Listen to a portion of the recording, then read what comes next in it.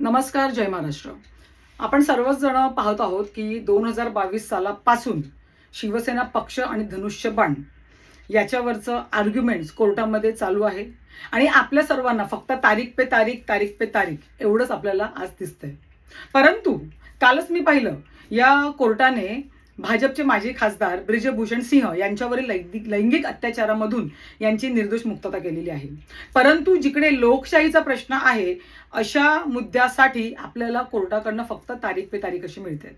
ज्या वेळेला 2022 साली एकनाथजी शिंदे यांनी बंडखोरी केली त्यावेळेला सर्वोच्च न्यायालयाने शिवसेनेचे मुख्य प्रतोद म्हणून सुनीलजी प्रभू हे योग्य आहेत हे सांगितलं होतं.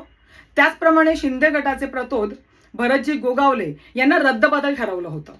मग जर का मुख्य प्रतोद हे सुनीलजी प्रभू होते सर्वोच्च न्यायालयाच्या म्हणण्यानुसार, तर त्यांनी बजावलेल्या व्हीपला अनुसरून ज्या 16 आमदारांनी सुरुवातीला बंडखोरी केली होती ते अपात्र ठरवले गेले पाहिजे होते.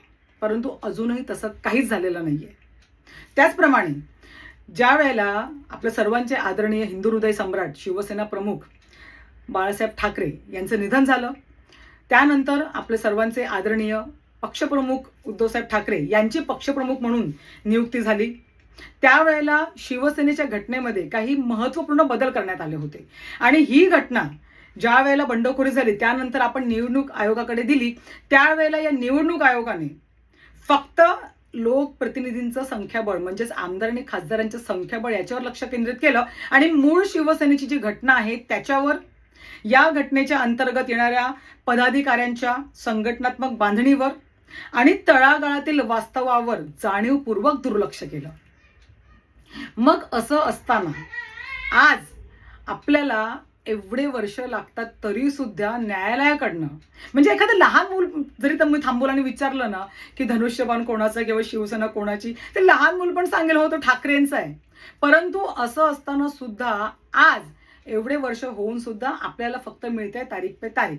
आज पुन्हा आपल्याला तारीख मिळाली 4 ऑगस्ट. तर बघूया लोकशाहीचा कणा समजल्या जाणाऱ्या आणि भारताच्या प्रत्येक नागरिकांना ज्या न्यायव्यवस्थेवरती विश्वास आहे, ही न्यायव्यवस्था खरंच सत्याच्या बाजूने उभी राहील का, सत्याच्या बाजूने निर्णय देईल का, हे सर्वांनाच बघण्यासारखं आहे. कारण जर या वेळेला न्यायालयाच्या माध्यमातून लोकशाहीचा जर खून करण्यात आला किंवा लोकशाही चिरडण्यात आली तर मात्र भविष्यात एक भारताचा नागरिक न्याय मागण्यासाठी न्यायालयात जाईल किंवा नाही याची आपल्याला शंका उत्पन्न होते. त्यामुळे तुम्हा सर्वांना काय वाटतं मला नक्कीच कमेंट करून सांगा. जय हिंद, जय महाराष्ट्र.